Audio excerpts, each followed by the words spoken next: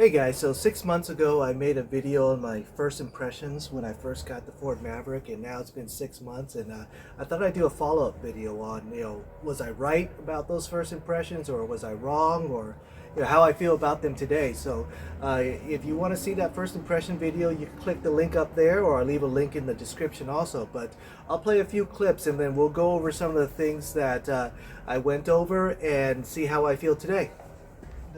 The wheel, it doesn't have any kind of wrap for this model. It's the XLT model.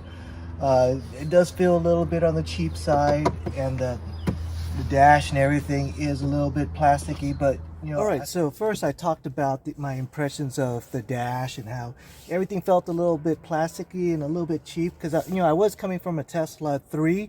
It's not a luxury car or anything like that, but looking back, I actually really enjoy the materials being used, because it's so durable. You don't have to worry about you scratching it or anything. I really like it. I did some upgrades like this carbon. I did some carbon fiber trims around it, and here, but even if I didn't do that, I think it's still pretty nice. So it doesn't bother me one bit, and actually I've grown to really like it. One thing that I do not like about this car is this shifter.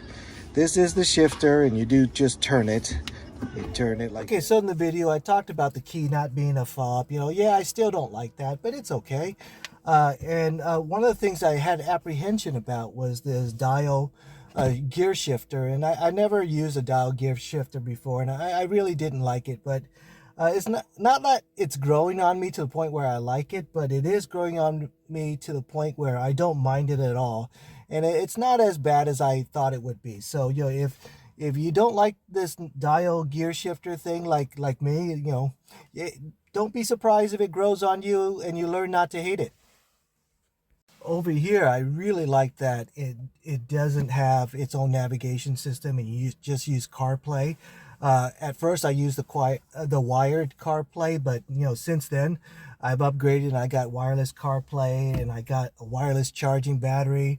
I mentioned this useless cubby hole. It's not so useless anymore, because I rigged up a USB port there, so it actually works as a very nice way for me to get power for my wireless charging.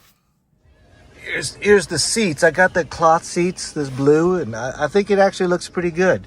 So in the first impression videos, I mentioned how I think the chairs look good, and I think the quality is good. And after driving in them for a while and sitting in them and taking some long trips, I have to agree. I think they're good. They held up really nicely. They're comfortable, and I think they look good. The XLT wheels, so it is an upgraded wheel from the base model. All right, so now for the wheels, I still think they're a good looking wheel, even though I've seen them on the streets, every so often now. I still think it's a good looking wheel, and it's unique enough. I painted my calipers, so I do have a little bit of customization on it. So yeah, I do still think these XLT wheels are good looking. All right, taking a look at the bed. It is a small bed. It's 4.5 feet, and I do have this bed extender, which is actually pretty nice. Here's the bed extender that I have. This is the Ford one. So I got the paint spray painted bed liner, so it looks real nice. So even though the bed is so short, if you have this bed extender, even an 8-foot piece of wood, it actually fits in pretty nicely. All right, moving over to the bed, and remember I did comment about how short the bed is, and as it turns out, it really is long enough for everything that I do.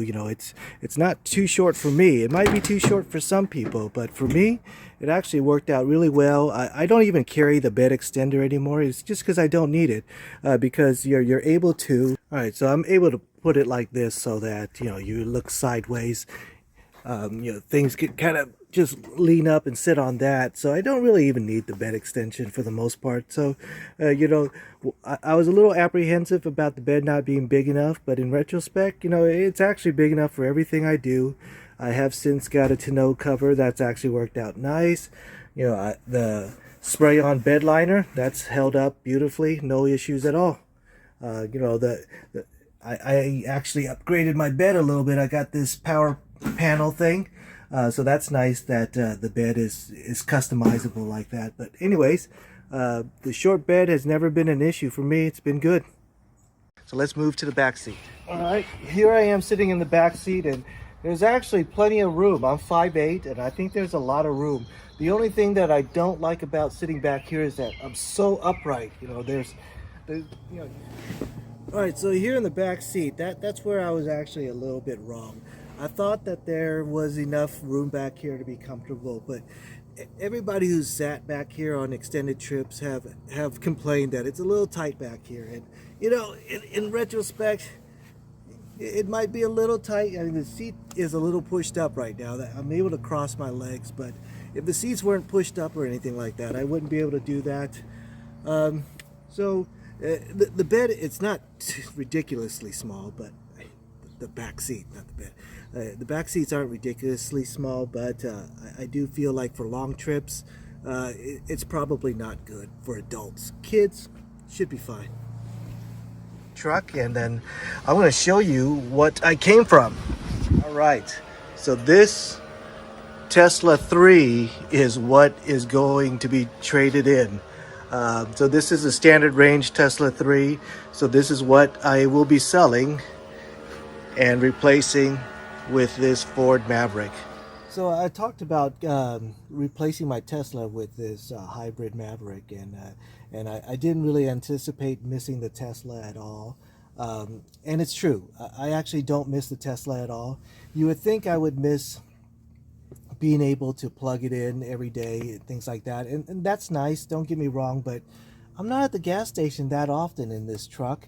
And one thing I definitely don't miss about the Tesla is having to sit at a charge station for a half hour for long trips, and having to worry about, does my destination have a charge location? So I don't miss that at all about the Tesla. I did mention missing the carpool sticker. I do miss not being able to drive in the carpool lane with just one person, but you know, that's actually a fairly minor thing. So yeah, it's true. My first impression was that I would not really miss the Tesla, and I definitely do not. As a matter of fact, I'm wondering why I didn't get a truck sooner, and I know why, because I want a gas efficient truck, and I finally found one, and I really love this Maverick on my first impression and my second impression.